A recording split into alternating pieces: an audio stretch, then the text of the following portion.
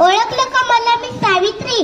हो, ज्योतिबांची सावित्री. स्वतः शिकून माझ्या देशातील मुलीबाईंनी शिकावं म्हणून क्रांतीची ज्योत पेटवली मी. मुलींच्या शिक्षणासाठी घराची बेघर झाले मी.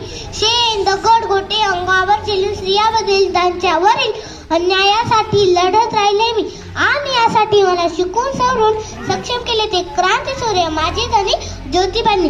जयाच्यामुळे मी कविता रचते, जयाच्यामुळे मी कविता रचते, जयाच्यामुळे मी नाद ब्रह्म गाते, जयाच्यामुळे मी नाद ब्रह्म गाते.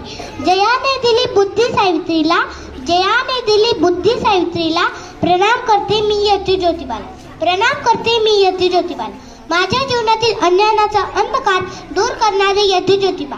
माझ्यासाठी कोणत्याही साधू संतांपेक्षा कमी नाही बरं का.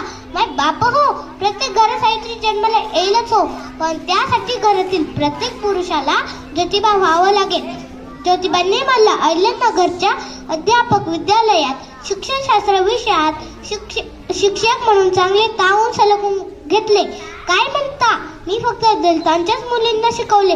अरे बाबांनो, कोणत्या जातीच्या स्त्रियांना शिक्षणाचा श काढण्याची भ्रम होती. 1 मे 1947 ला स्थापन झालेल्या पहिल्या मुलींच्या शाळेत 4 ब्राह्मण, 1 मराठा, 1 धनगर अशा मुली येऊ लागल्या. 1 मे 1947 प्रौढासाठी उस्मानबाईच्या वाड्यात शाळा भरू लागली. अशा प्रकारे स्त्रीला शूद्र आणि शूद्रांना अतिशूद्र म्हणणाऱ्याच्या मुद्द्यावर बसून बहुजनांची मुले शिकायला लागली. आणि ते शिकायला लागली म्हटल्यावर माझ्या मामांजींना आणि आत्याबाईंना धमके येऊ लागले. ते बहुजनांच्या शिक्षणासाठी शिक्षणाची ज्योत नव्हती, ती यज्ञकुंड होता, यज्ञकुंड. त्यासाठी आमच्या त्यागाची आहुती देण्याचा ज्योतिबांनी प्रण केला होता. प्रण बघता बघता 2 वर्षात 20 शाळा स्थापन झाल्या. बघता बघता 2 वर्षात 20 शाळा स्थापन झाल्या.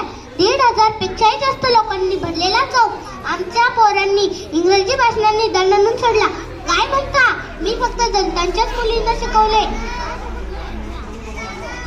विद्येविना मती गेली, मतीविना नीती गेली, नीतीविना गती गेली, गतीविना वित्त गेले, वित्ताविना शूद्र कसले, आणि एवढे अनर्थे का अविद्येने केले.